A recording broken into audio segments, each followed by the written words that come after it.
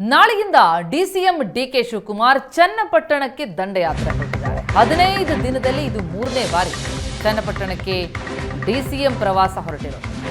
ಹಾಗಿದ್ರೆ ಚನ್ನಪಟ್ಟಣದಿಂದ ಸ್ಪರ್ಧೆಗೆ ಫಿಕ್ಸ್ ಆದ್ರ ಡಿಸಿಎಂ ಡಿಕೆಶಿ ಬೈ ಎಲೆಕ್ಷನ್ ಬ್ಯಾಟಲ್ನಲ್ಲಿ ಚನ್ನಪಟ್ಟಣದಿಂದ ಡಿಕೆಶಿ ಕಣಕ್ಕಿಳಿಯೋದು ಪಕ್ಕಾನ?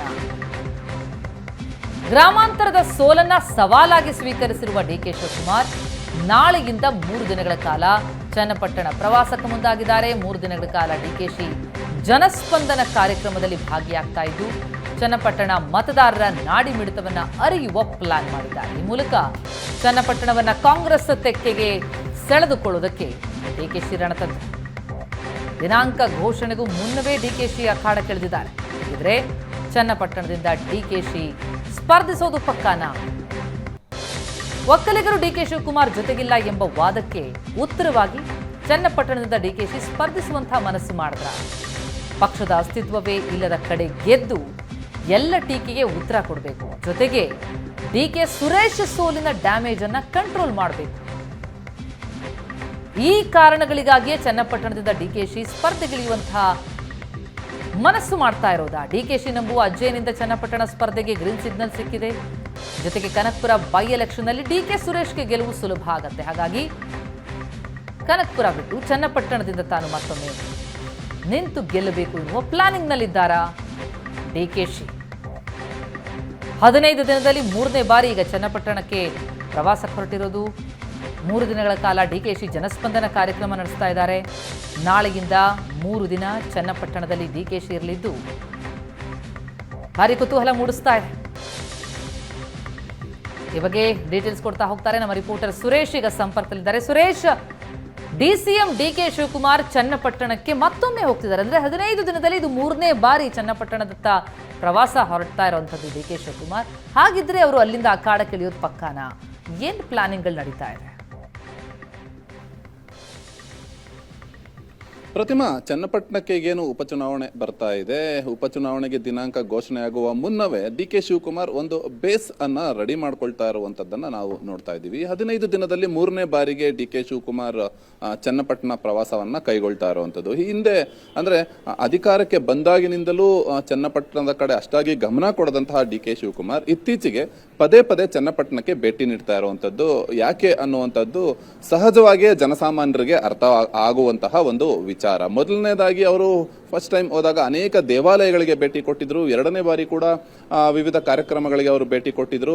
ನಾಳೆಯಿಂದ 3 ದಿನಗಳ ಕಾಲ ಜನಸ್ಪಂದನವನ್ನ ಚನ್ನಪಟ್ಟಣದಲ್ಲಿ ಮಾಡ್ತಾ ಇರುವಂತದ್ದು. ಚನ್ನಪಟ್ಟಣದ ಬೇರೆ ಬೇರೆ ಭಾಗಗಳಲ್ಲಿ ಜನಸ್ಪಂದನ ಅಂದ್ರೆ ಒಂದು ಸರ್ಕಾರದ ಯೋಜನೆಗಳನ್ನ ಜನರಿಗೆ ಮುಟ್ಟಿಸುವ ಅಥವಾ ಮುಟ್ಟಿದೆಯಾ ಇಲ್ವಾ ಅನ್ನುವಂತಹ ನಿಟ್ಟಿನಲ್ಲಿ ಈ ಒಂದು ಕಾರ್ಯಕ್ರಮವನ್ನ ಆಯೋಜನೆ ಮಾಡಿರುವಂತದ್ದು. ಅದು ಒಂದು ರೀತಿ ಪ್ರಚಾರವೂ ಕೂಡ ಆಗುತ್ತೆ. ಸರ್ಕಾರದ ಯೋಜನೆಗಳು ಜನರಿಗೆ ತಲುಪ್ತಾ ಇದೆಯಾ ಇಲ್ಲ ಅನ್ನುವಂತಹ ಒಂದು ಪ್ರಚಾರ ಕೂಡ ಆಗುತ್ತೆ. ಅದರ ಜೊತೆಯಲ್ಲಿ ಜನರ ನಾಡಿಮಿಡಿತ, ಚನ್ನಪಟ್ಟಣ ಕ್ಷೇತ್ರದ ಜನತೆಯ ನಾಡಿಮಿಡಿತ ಯಾವ ರೀತಿ ಇದೆ ಅನ್ನುವುದನ್ನ ಅರಿತಂತೆ ಕೂಡ ಆಗುತ್ತೆ ಅನ್ನುವುದು ಒಂದು ಡಿಕೆ ಶಿವಕುಮಾರ್ ಅವರ ಪ್ಲಾನ್. ಇದೆಲ್ಲದರ ಜೊತೆಗೆ ಬೆಂಗಳೂರು ಗ್ರಾಮಾಂತರದಲ್ಲಿ ತಮ್ಮ ಸಹೋದರ ಡಿಕೆ ಸುರೇಶ್ ಏನು ಸೋತಿದ್ರು, ಅದರ ಒಂದು ಸೋಲಿಗೆ ಒಂದು ಸೇಡನ್ನು ತೀರಿಸಿಕೊಳ್ಳುವಂಥದ್ದು, ಒಂದು ಡ್ಯಾಮೇಜ್ ಕಂಟ್ರೋಲ್ ಮಾಡುವಂಥದ್ದು, ಒಕ್ಕಲಿಗ ಮತದಾರರು, ಒಕ್ಕಲಿಗ ಜನಾಂಗ ಸಮುದಾಯ ಡಿಕೆ ಶಿವಕುಮಾರ್ ಅವರ ಜೊತೆಗೆ ಇಲ್ಲ ಅನ್ನುವಂತಹ ಒಂದು ಪ್ರಶ್ನೆಗೆ ಉತ್ತರ ಕೊಡುವಂತಹ ನಿಟ್ಟಿನಲ್ಲೂ ಕೂಡ ಇಂಥದೊಂದು ಪ್ರಯತ್ನಕ್ಕೆ ಡಿಕೆ ಶಿವಕುಮಾರ್ ಕೈ ಹಾಕಿರಬಹುದು. ಒಟ್ಟಾರೆಯಾಗಿ ಹೇಳೋದಾದ್ರೆ ಉಪಚುನಾವಣೆಯಲ್ಲಿ ಬಹುತೇಕ ಡಿಕೆ ಶಿವಕುಮಾರ್ ಅಥವಾ ಡಿಕೆ ಸುರೇಶ್, ಬಹುತೇಕ ಡಿಕೆ ಶಿವಕುಮಾರ್ ಅಲ್ಲಿ ಪ್ರಚಾರದ ರೀತಿಯಲ್ಲೇ ಈಗಾಗಲೇ ಪದೇ ಪದೇ ಪ್ರವಾಸವನ್ನ ಕೈಗೊಳ್ತಾ ಇರೋದ್ರಿಂದ ಡಿಕೆ ಶಿವಕುಮಾರ್ ಅವರೇ ಮತ್ತೆ ಅಲ್ಲಿಂದ ಕಣಕ್ಕಿಳಿತಾರೆ ಅನ್ನುವಂತಹ ಮಾತುಗಳು ಕೂಡ ಕೇಳಿ ಬರ್ತಾ ಇದೆ. ಅದರ ಜೊತೆಯಲ್ಲಿ ಅವರು ಏನು ಪೂಜಿಸ್ತಾರೆ ಅಜ್ಜಯ್ಯ, ಅವರು ಕೂಡ ಅದೇ ಕ್ಷೇತ್ರದ ವ್ಯಾಪ್ತಿಯಲ್ಲಿ ಬರುವುದರಿಂದ ಅವರ ಒಂದು ಆಶೀರ್ವಾದ ಕೂಡ ಸಿಕ್ಕಿದೆ ಅನ್ನುವಂತ ಮಾತನ್ನ ಡಿಕೆ ಶಿವಕುಮಾರ್ ಹೇಳಿರೋದು. ಹಾಗಾಗಿ ಒಟ್ಟಾರೆಯಾಗಿ ಡಿಕೆ ಶಿವಕುಮಾರ್ ಪದೇ ಪದೇ ಚನ್ನಪಟ್ಟಣ ಪ್ರವಾಸ ಕೈಗೊಳ್ತಾ ಇದ್ದಾರೆ. ಉಪಚುನಾವಣೆಯಲ್ಲಿ ಬಹುತೇಕ ಡಿಕೆ ಶಿವಕುಮಾರ್ ಸ್ಪರ್ಧೆಯತ್ತ, ಚನ್ನಪಟ್ಟಣದಿಂದ ಸ್ಪರ್ಧೆ ಮಾಡುವತ್ತ ಒಲವು ತೋರಿಸುವಂತ ಸಾಧ್ಯತೆ ಇದೆ ಅಂತ ಹೇಳಲಾಗ್ತಾ ಇದೆ. ಪ್ರತಿಮಾ, ಅಂದ್ರೆ ಸುರೇಶ್, ಈಗ ಪಕ್ಷದ ಅಸ್ತಿತ್ವವೇ ಇಲ್ಲದಂತಹ ಜಾಗ, ಅಂತಹ ಜಾಗದಲ್ಲಿ ಡಿಕೆ ಶಿವಕುಮಾರ್ ನಿಲ್ಲುವಂತ ಪ್ಲಾನಿಂಗ್ ಮಾಡ್ತಾ ಇದ್ದಾರೆ ಅಂತಂದ್ರೆ ಯಾಕಿಷ್ಟೊಂದು ದೊಡ್ಡ ರಿಸ್ಕ್ ಅನ್ನು ತೆಗೆದುಕೊಳ್ತಾ ಇದ್ದಾರೆ? ಕೇವಲ ಡಿಕೆ ಸುರೇಶ್ ಆದಂತಹ ಸೋಲಿಗೆ ಉತ್ತರವಾಗಿ, ಜೊತೆಗೆ ಒಕ್ಕಲಿಗರು ತಮ್ಮ ಜೊತೆಗೆ ಇದ್ದಾರೆ ಅನ್ನೋದನ್ನ ತೋರಿಸೋದಕ್ಕಾಗಿ ಇಷ್ಟು ದೊಡ್ಡ ರಿಸ್ಕ್ ಅನ್ನು ತೆಗೆದುಕೊಳ್ತಾ ಇದ್ದಾರಾ ಡಿಕೆ ಶಿವಕುಮಾರ್? ಪ್ರತಿಮಾ, ಇಲ್ಲಿ ರಾಜಕಾರಣದಲ್ಲಿ ರಿಸ್ಕ್ ತಗೊಂಡಷ್ಟು ಮುಂದಿನ ಹಾದಿ ಸುಲಭ ಆಗುತ್ತೆ ಅನ್ನುವಂಥದ್ದು ಡಿ ಕೆ ಶಿವಕುಮಾರ್ ಅವರ ಒಂದು ಪ್ಲಾನ್ ಇದ್ರೂ ಇರಬಹುದು. ಒಂದು ಹಾಲಿ ಅವರೀಗ ಚನ್ನಪಟ್ಟಣ ಕ್ಷೇತ್ರದ ಶಾಸಕರಾಗಿದ್ದಾರೆ.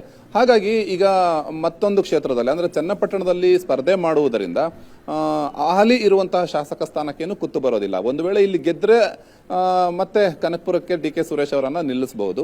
ಚನ್ನಪಟ್ಟಣದಿಂದ ಗೆದ್ರೆ ಮುಖ್ಯಮಂತ್ರಿ ಆಗುವಂತಹ ಹಾದಿ ಸುಲಭ ಅನ್ನುವಂಥದ್ದು ಕೂಡ ಡಿ ಕೆ ಶಿವಕುಮಾರ್ ಅವರ ತಲೆಯಲ್ಲಿ ಇರುವಂತಹ ವಿಚಾರ. ಹಾಗಾಗಿಯೇ ಇಂಥದ್ದೊಂದು ರಿಸ್ಕ್ಗೆ ಅವರು ಮುಂದಾಗಿರುವಂಥದ್ದು. ಅಂದ್ರೆ ನಂಬಿಕೆಗಳ ಪ್ರಕಾರ ಚನ್ನಪಟ್ಟಣದಲ್ಲಿ ನಿಂತು ಗೆದ್ದವರು ಮುಖ್ಯಮಂತ್ರಿಗಳಾಗಿದ್ದಾರೆ ಅನ್ನುವಂತಹ ಒಂದು ನಂಬಿಕೆ ಕೂಡ ಇರೋದ್ರಿಂದ ಒಂದು ರಿಸ್ಕ್ ಅನ್ನ ತಗೊಂಡು ನೋಡೋಣ ಅನ್ನುವಂಥದ್ದು ಡಿ ಕೆ ಶಿವಕುಮಾರ್ ಅವರ ಪ್ಲಾನ್ ಇದ್ರೂ ಇರಬಹುದು.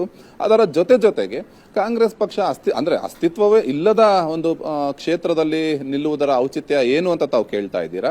ಅಂತಹ ಕ್ಷೇತ್ರದಲ್ಲಿ ನಿಂತು ಗೆದ್ದಿದ್ದೇ ಆದಲ್ಲಿ ಡಿ ಕೆ ಶಿವಕುಮಾರ್ ಅವರ ಇಮೇಜ್ ಇನ್ನಷ್ಟು ಬಲಗೊಳ್ಳುತ್ತೆ. ಹಾಗಾಗಿಯೇ ಅವರು ಇಂಥದ್ದೊಂದು ರಿಸ್ಕ್ಗೆ ಮುಂದಾಗಿರಬಹುದು. ಈಗಾಗಲೇ ನಾನು ಹೇಳಿದಂತೆ ಚನ್ನಪಟ್ಟಣದಿಂದ ನಿಂತು ಗೆದ್ರೆ ಮುಖ್ಯಮಂತ್ರಿ ಹಾದಿ ಸುಲಭ ಆಗಬಹುದು ಅನ್ನುವಂಥದ್ದು ಕೂಡ ಡಿ ಕೆ ಶಿವಕುಮಾರ್ ಅವರ ಪ್ಲಾನ್ ಇರಬಹುದು. Pratima, thank you so much Suresh ತಮ್ಮ ಮಾಹಿತಿಗೆ.